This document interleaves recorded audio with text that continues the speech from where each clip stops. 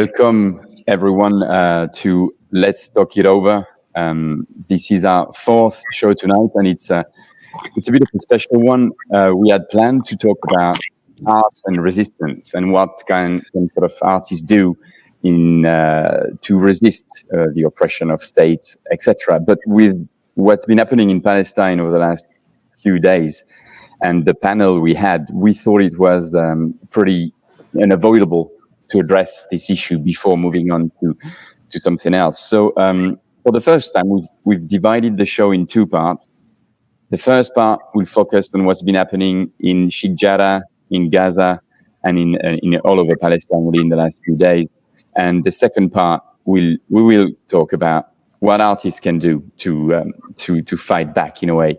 So I'm very happy. I'm honored to actually tonight have on the panel, because it was very last minute as well, Issam Adwan, who is in Rafah, Gaza, from the organization We Are Not Numbers. We've also got Fayrouz Sharqawi from the grassroots Al-Quds. She's in Jerusalem. We've got Tamer Nafar. He's an artist, a musician, an actor from also the band Dam, and he's joining us from Lida.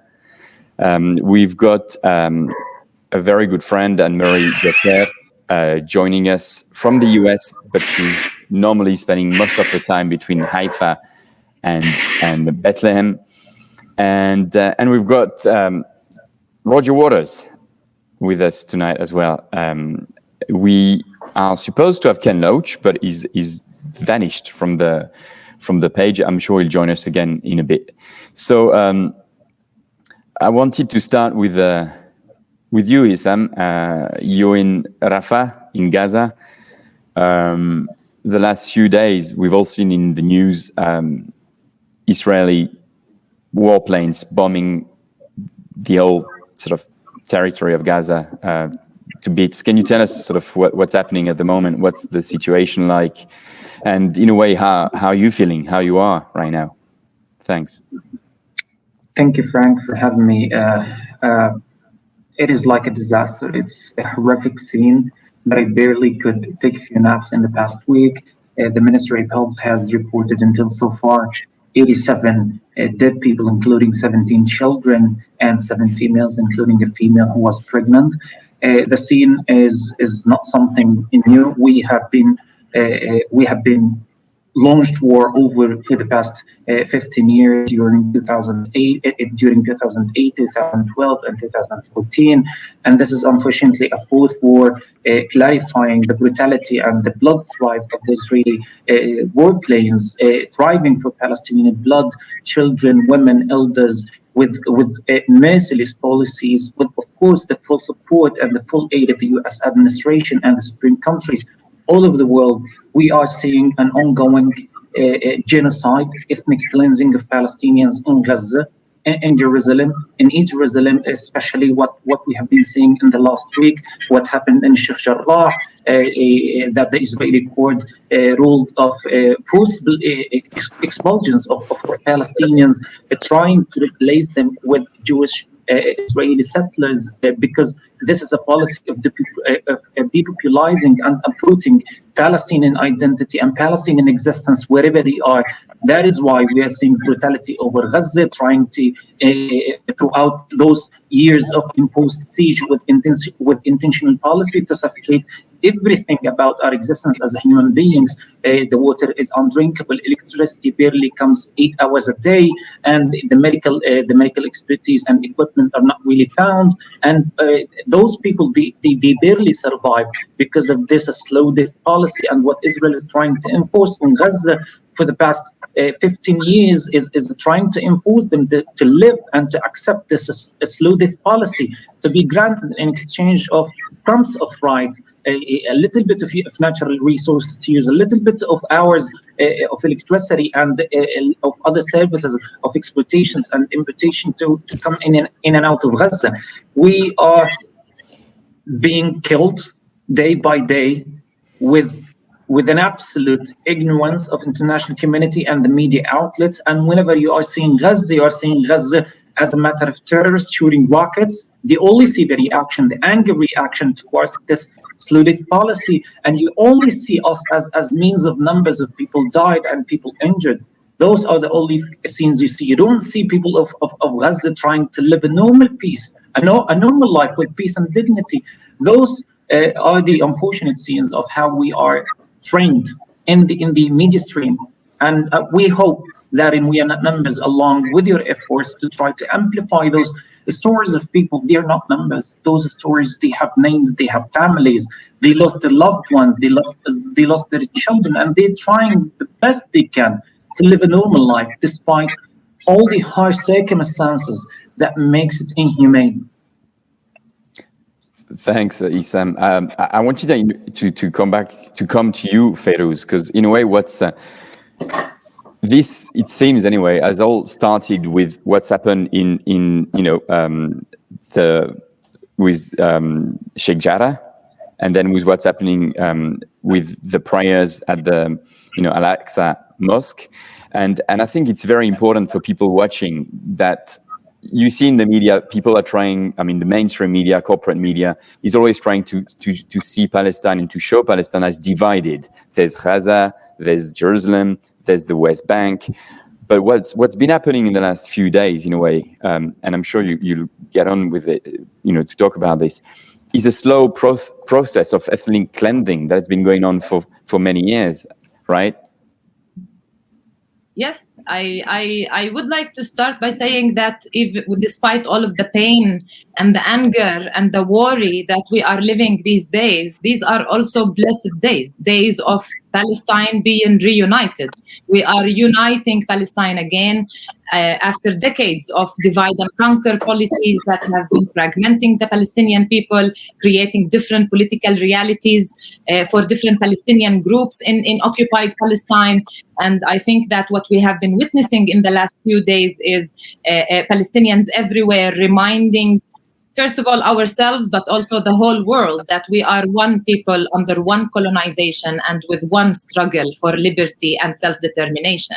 And it's true that what sparked the happenings of the last few days has been the story of Sheikh Jarrah, the expulsion of the displacement of families from their homes in the neighborhood of Sheikh Jarrah in Jerusalem, in addition to the very aggressive crackdown on worshippers and Palestinians' right to worship in Jerusalem. But I would like to say that these happenings are not. This is not happening out of context. We are talking about a context of over 100 years of settler colonialism in Palestine.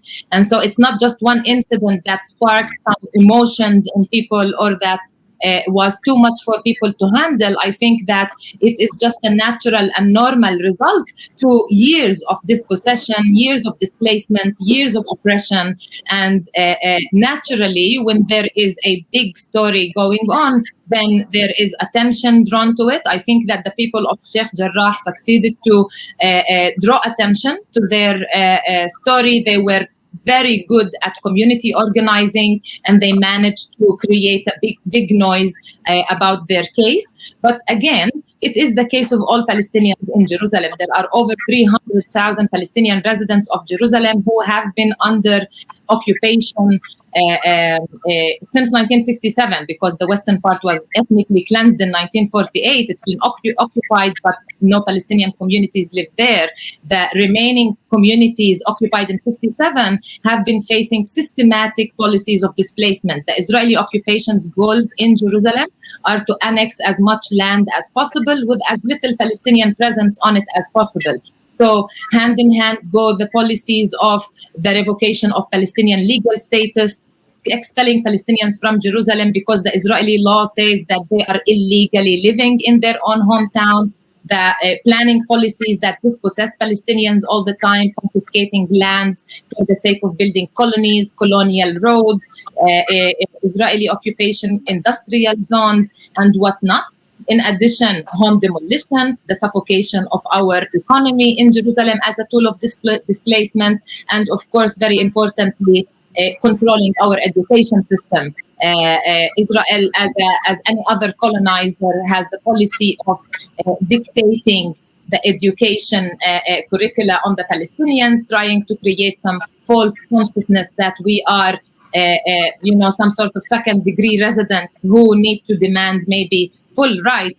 And that is dangerous for us Palestinians to see our struggle in Jerusalem as just a struggle for equal rights with Israelis. Palestinians in Jerusalem are saying we are, despite the disempowerment, despite the fact that we are isolated from the rest of the West Bank, despite the fact that our economy is being suffocated, despite all of this disempowerment, we have very a clear idea about our identity, about our struggle in Jerusalem.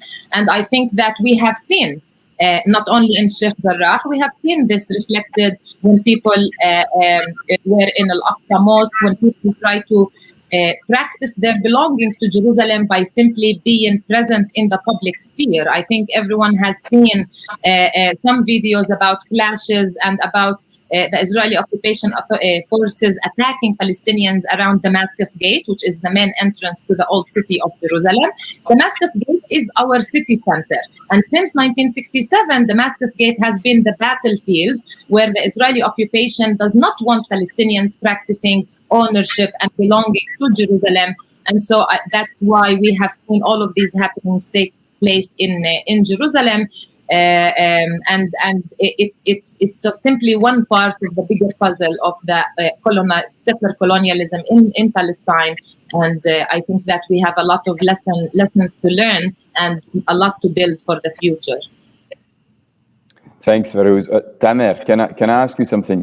You are in Lyd and or Lida, and we've seen and we've heard lots of crazy stories about what's happening in Lyd, lynching in the streets by sort of right-wing militias from Jewish Israelis.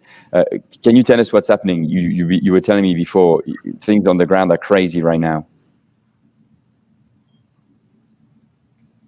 Thanks for having the time to promote this this human issue.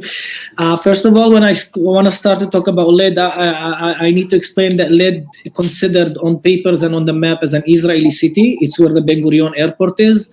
So I'm a Palestinian living inside of Israel. Lyd is around 30% the Palestinians that were left here since the Nakba of 1948, and the rest of the 70% are Jews. So it's considered an Israeli city for everything. But for the last 3 days, everything is exploding and escalating to levels that I'm even shocked. You know, I don't know if there's a term of I saw it coming, but I'm surprised at the same time. So that's the term. What is happening now? I'm sitting here with you because جماعة ساعدوني أنا شوي إنجليزيات. شو معنى تجول؟ Curfew. I'm sitting here because I got a message, me and my family, that there's a curfew at Lyd. And I noticed something very different. At the same time that they sent us that there's a curfew, I've noticed that there's a lot of buses coming from outside of Lyd and entering Lyd.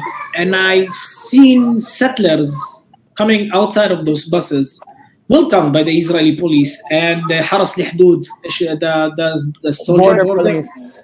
The border police. Yeah, we are announced now as an emergency state. Bibi announced it as an emergency state since 2 days ago. So I decided to call the cop. I'm trying to translate because I recorded the call. I called the cops and I was like, I'm a worried citizen, and you asked us to stay at our house, and I will respect that, no problem. But at the same time, I'm seeing here buses coming, and from the buses, I'm seeing a lot of, like those settlers that we see on TV from Hebron, from El Khalil and Nablus, and they are all equipped with short Uzis, and they are being welcomed by Israeli police. So I need to understand, if there's a curfew and I cannot walk around the city, I'm from here originally, how come? Can you explain to me? And she's like, no, don't worry, the police are trying to stop them. And it's like, yo, sister, what the fuck? Sorry, I'm looking straight from the window and I'm seeing the police welcoming them, escorting them. What are you talking about? She's like, I cannot explain more. I was like, no, you need to explain this, what I'm seeing, what my eyes are seeing. What I'm seeing is armed people walking in my street, walking in the streets of unarmed families, protected by armed police. I need an explanation. And then she said, okay, wait a second. She put me on mute. And then a different girl, a different police answered. And she's like, I'm responsible for her and we don't owe you any answers. And she hung up. And that's 911. This is, I am sometimes, is it okay if I curse sometimes? Because I can emotionally, Of course, man. yes, because I can't fucking understand. You know what? I don't need your fucking protection. But but you're taking my tax money every fucking year. Give it to me, and I will make my own fucking familia, my own fucking gangsters, whatever you want to call them, and I can protect myself. But they've been taking my taxes, and now I'm stuck at house with 2 kids, and I cannot go out because I have fucking ISIS, almost ISIS, yeah, wandering around the house with fucking guns, protected by the police. And I didn't prepare to talk anything because I've been busy. And anyway, this is the situation now.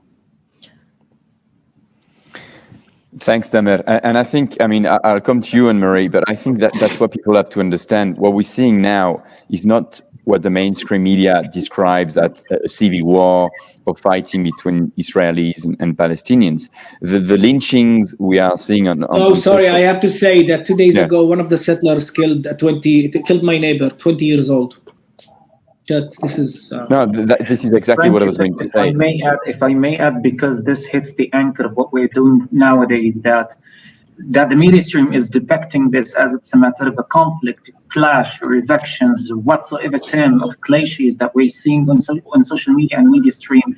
But those are not true. What we are seeing is an ongoing aggression and the violations of human rights. We have to correct our terms. We shouldn't call it, it's like a clash, it's a conflict, but it's a tension. It's an ongoing aggression and a clear violation of human rights for Palestinians in Gaza, in the West Bank, in the Sheikh Jarrah neighborhood, and in Lyd.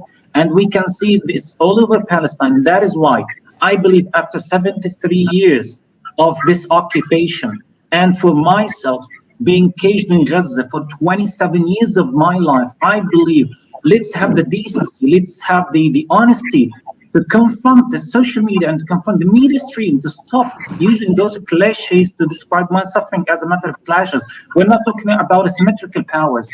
Israel is funded over $3.8 billion by the US administration with full impunity to violate every accord of humanity. That is why I believe with all efforts possible, we have to correct those terms used to describe my suffering, to describe the death of my people, of the children. And let's put facts straight. You shouldn't ask about the rockets of Hamas. You shouldn't ask about the rage reaction as an act of self-defense. Just ask why Israel targeted Rahaf al-Masri, a 10-year-old girl who just purchased the clothing of Eid and going back home with her mother.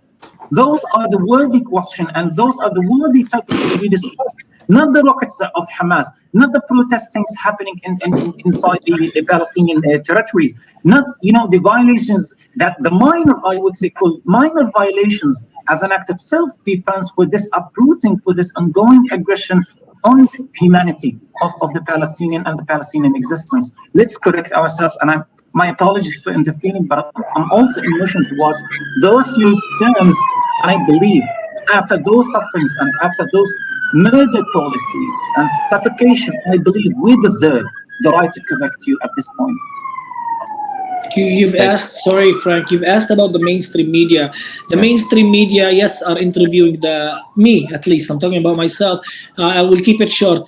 90% of the answers are, do you condemn? Do you condemn? Yeah. Do you condemn? So this is why sometimes I just don't, sometimes I don't want to do the interview. Yeah, and what the mainstream media is portraying as, again, a conflict, we have to remember these lynching are supported by a state and the police, right? This is not like a bunch of hooligans. It's actually a state-sponsored lynching. Annemarie, you're in the US right now, but most of the time, like 90% of the time, 95% of the time, you're actually between Haifa and Bethlehem. Can you tell us how you're feeling today? Yeah, I mean, 100% of the time I'm in Haifa and Bethlehem. I just happen to be in the US right now during this time. And it's, I really forgot how bad. I blocked it out. The media here is, seeing what's happening at home and being separated right now and seeing the media here, listening to the media, it's just, it is, there's nothing more despicable than the story that is being told to Americans. And it's, it's very difficult to listen to. What's happening in Palestine has been happening for a long time. And it's, you've got Tamer in Lyd, Issam in Gaza, Fayrouz in Jerusalem, Bethlehem, where I'm from, our garden was destroyed. We've been putting out fires all night. Haifa, where I live, my neighbors, everybody is hiding in their houses because there are these supremacist thugs, moving through the streets. And as you said, Frank, this is like a state spot. They're not just thugs; they're state-sponsored thugs. And all of this is a project. All of it is tied together. All of it is the same. None of it is new. It is a project of ethnic cleansing that Palestinians have been resisting and continue to resist. And if there's anything good that's happening right now, I agree with Fayrouz. There is a positive side because we have to find always the positive side. Palestinians are united no matter what. No matter, people who live in Gaza are living, they're at the brunt of it. People who are living in other cities have had more privilege. Depending on where you are geographically, the situation is different. Jerusalemites have been forced out of their houses, their homes for decades now. They are resisting. Everyone is continuing to resist. No matter what, this project will fail. It is a failure project. And again, every few years, we are reminded of that. This project will fail. And I have no doubt about it. And I'm sorry only that it's at the cost of so many lives. Yeah, Fayrouz, in Jerusalem and in Sheikh Jarrah, can you tell us, because we have to talk about the massacres, the murders, but as you've all mentioned, we have to talk about the resistance. And a friend of mine from Nablus sent me like a picture, like some sort of screenshots of cities all over Palestine, including Palestine 48. So Ramleh, Lod, Nazareth, with demonstrations. And I think it's pretty historical, that, you can see, again, Israel trying to divide the Palestinians from the West Bank, Gaza, and East Jerusalem from the Palestinians from Israel. But you can see that the Palestinians are indeed united, right? So this is something we have to talk about, the united front shown by the Palestinians, despite the terrible violence from the state.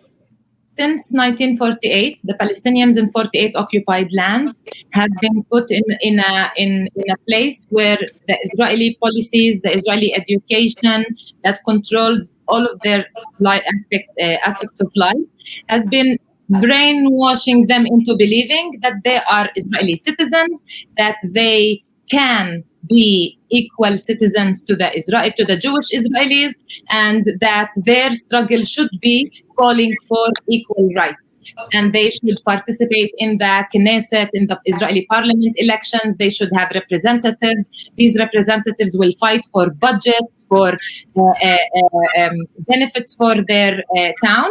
And I think that Israel was counting on this policy to isolate these Palestinians in 48 occupied lands and make them feel as a separate entity, a separate group from the rest of the Palestinian people elsewhere around Palestine.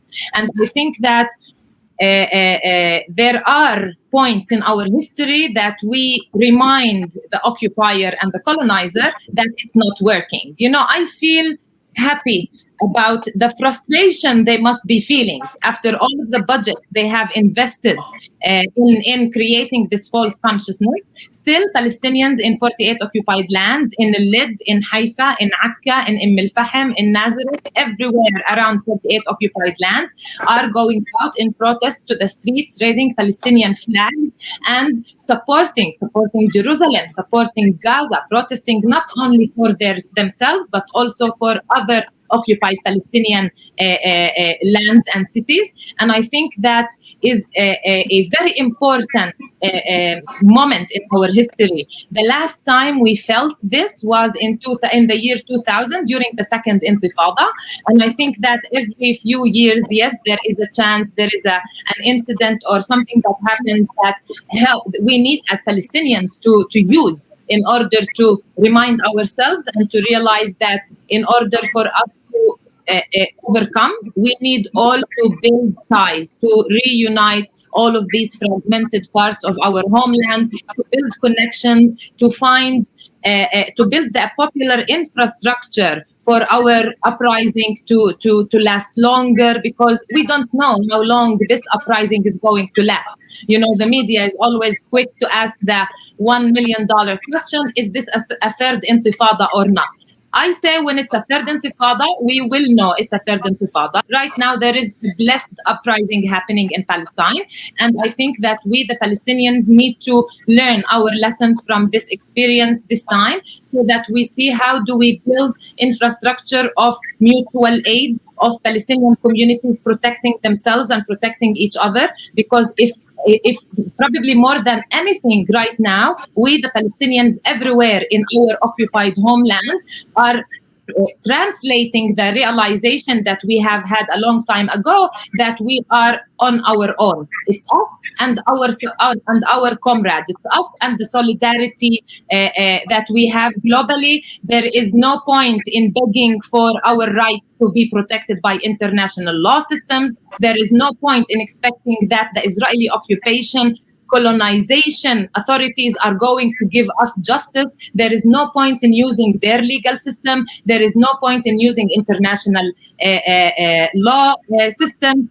What we need to do is grassroots mobilization. And I think that in order to achieve that change that we wish to see, we need to build networks and connect with other struggles around the world. And I think that together we can apply that pressure. I think that, you know, a lot is spoken about solidarity with the Palestinian people. And I would like to say that it is frustrating and disappointing to see that today solidarity globally usually means charity. Charity to the Palestinians. Come volunteer in Palestine or send money to Palestine. Support Palestinian civil society. But I think that what we need to focus and highlight right now is the responsibility meaning of solidarity. I think that solidarity should be translated into responsibility. I think that people around the world should understand that willingly or not, they are probably complicit with the colonialist project in Palestine by supporting governments that support Israel unconditionally, and not just the United States. Yes, indeed, $3.8 billion arrive unconditionally in support to the Israeli occupation from the United States administration,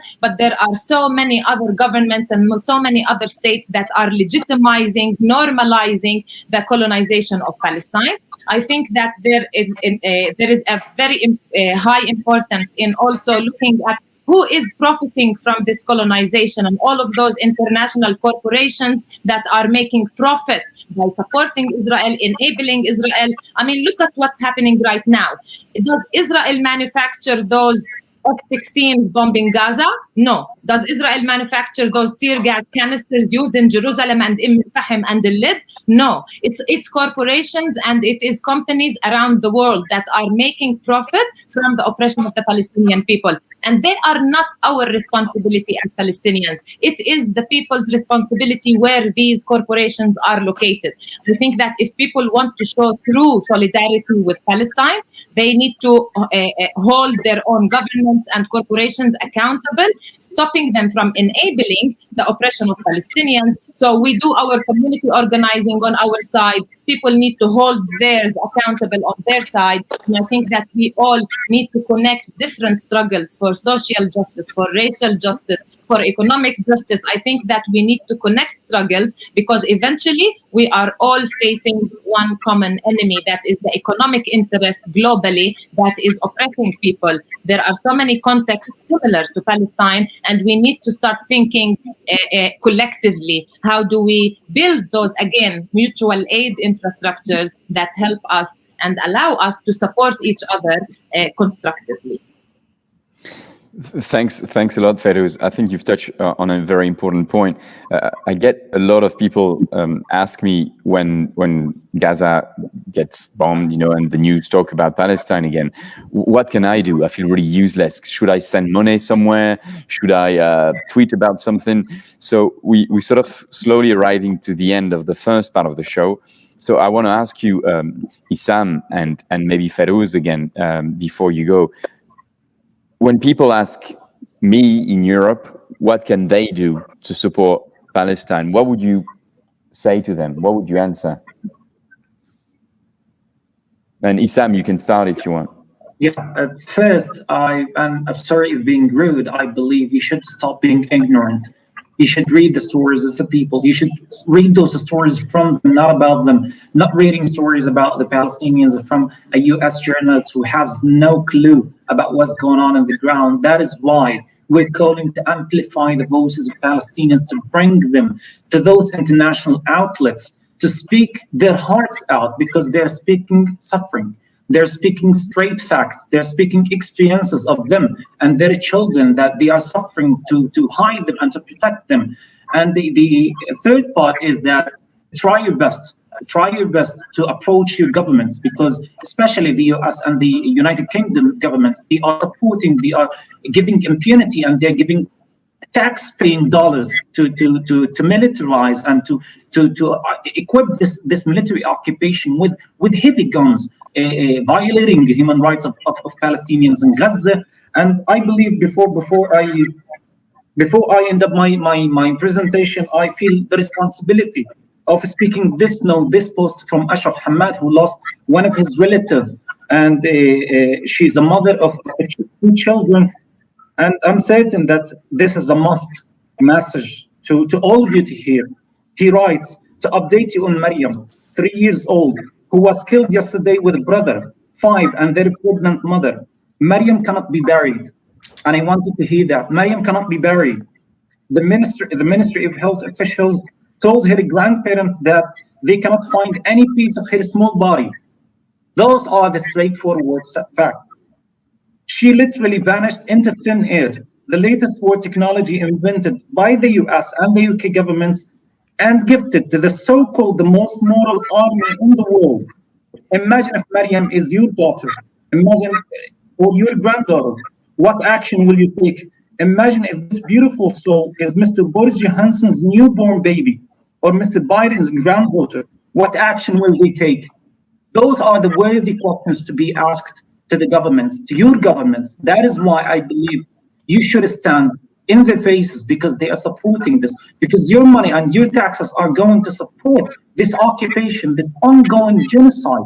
So at the very least, have the decency and the integrity to go to question them. Thanks, Issam. Actually, Issam, one last question, because it's important to know. Israel has been talking about a ground invasion, so sending again the army by foot and tanks and so inside Gaza. Do you know if this is happening? Or I guess you know. To my knowledge, we are seeing significant indications of a ground invasion of the Israeli army to Gaza. And I'm telling you, if this happens, we will see tens of thousands of people dying, because now I'm reading the news and I'm trying to follow my phone, because I want to tell you those specific stories. Whole neighborhoods are bombed with a whole neighborhood is bombed with more than 12 bombings. We're talking about a dense neighborhood with hundreds of families living there. Now Tel Hawa is being bombed heavily.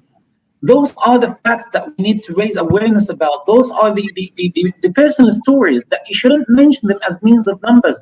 Those people are not numbers. They're families, their sons and daughters, husbands and wives.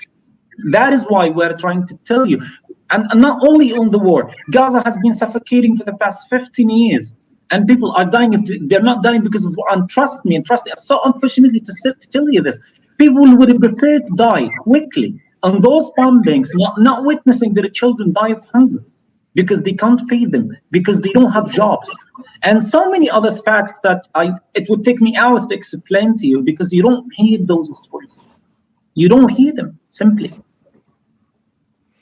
Shukran Niktir, Issam. Fayrouz, if you want, obviously, I mean, we gonna, the show is a bit of a weird one, but we're gonna talk about, you know, in a way, in these terrible situations, what can artists do? You know, you can. Sorry Fayrouz, to cut you, Frank. I just entered the Israeli press, and no, it doesn't look like a ground no, invasion. there is nothing. The pinned news, the top line is that there's a Jewish settler injured really bad here under my house. That's what they say.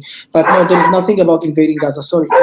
Maybe you're right, but it's not announced yet. Okay. But I guess, news is changing very quickly at this moment. So Fayrouz, I was saying, Issam, Fayrouz, feel free to hang around and stay with us for the rest of the show, of course.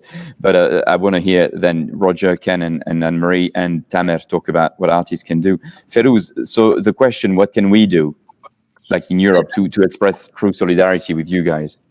Aside from what I already said about holding your own governments accountable to their enabling of Israel and also corporations of their funding of colonialism and oppression in Palestine, I think, you know, we have answered this question so many times that sometimes I also try to get to it from a different angle. There is a very strong correlation between the level of freedom and dignity in Europe, the US, and other countries internally, and their own foreign policy on Palestine. And I think that seeing and witnessing today how fascism is alive and kicking back in Europe almost everywhere, and seeing how crazy United States politics are now these days, I think that with this level of fascism, certainly foreign policy and also the public's opinion on Palestine are going to be bad for Palestinians. So I think that people, you know, even if people couldn't care less about Palestinian rights, when people care more about their own level of freedom, and here is an invitation to Europeans and Americans and people in the West in general to do a self-check and check how much freedom do people really enjoy in their countries. And I'm talking about indigenous peoples, I'm talking about people of color, I'm talking about immigrants and refugees. And so I think that people need to understand that it is all related. And if people want to help Palestine, then it's not your charity that we need. We need you to fix your own problems back at home. And trust me, once you do that, you will be doing us a great favor.